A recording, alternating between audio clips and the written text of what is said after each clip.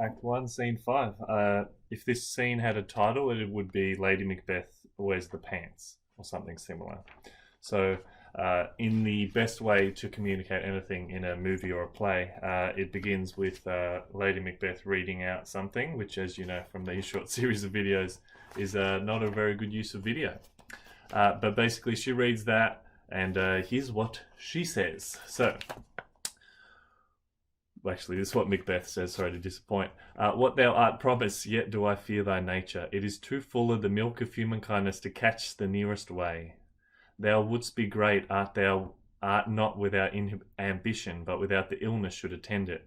What thou wouldst highly, that wouldst thou holily, wouldst not play false, and yet wouldst wrongly win. Wouldst is a good word to say. Maybe practice saying that where you are. It's a good fun lark.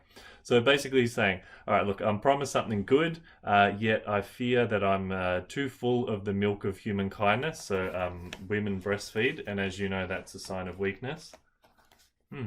Interesting thoughts back then times. So thou wouldst be great, art thou not with ambition, but without the illness that should attend it. So he's like, yeah, I'd love to be ambitious, but not feel like I have to do anything. So again, pretty relatable. And then, so he's basically said to his wife that here's the plan kind of thing. Not really a plan, but it's sort of, you know, we want to make sure that this happens. We want to guide fate into our hands. But he's kind of like, I don't know if I've got the balls, I guess would be what we'd say in modern times. And then, so he turns up the castle. Lady Macbeth's like, cool, got your letter. And she says, come, you spirits that tend on mortal thoughts, unsex me here and fill me from the crown to the toe, top full of direst cruelty. Make thick my blood, stop up the access and passage to remorse. So unsex me here as in like, take away my femininity, take away all the things that make me a woman and caring and all the stereotypes that were probably more than just stereotypes back then, but rather things that were held to be true. She says, come to my woman's breasts and take my milk for gall, you murdering ministers, wherever in your slightest substances you wait on nature's mischief. So again, breastfeeding is like apparently a weak thing to do. And I don't know, maybe it was presumably it was very secretive back then, so maybe that's part of it. Take my milk for gall. Gall is like phlegm almost, acid, gross stuff that's not nice.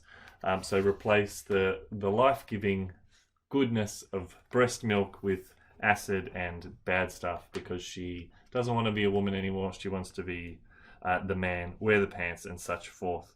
Lady Macbeth says, your face, my thane, is as a book where men may read strange matters, which is a throwback to the very to the end of the previous act, where Duncan basically says you can't tell a man from his face, and she's basically saying, you know, your face will read strange matters and it's hard to work out and all that stuff.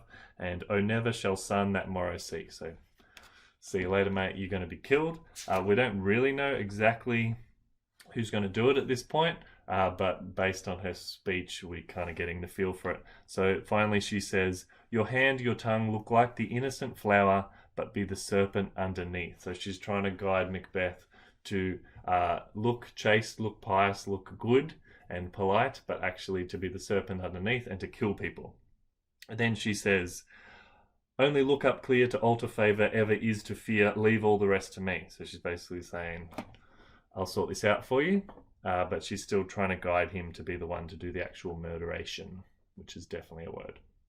All right, so the critical question is this still true? So Lady Macbeth basically says that to be ambitious and successful for her and her partner, she needs to put away some aspect of her feminine nature.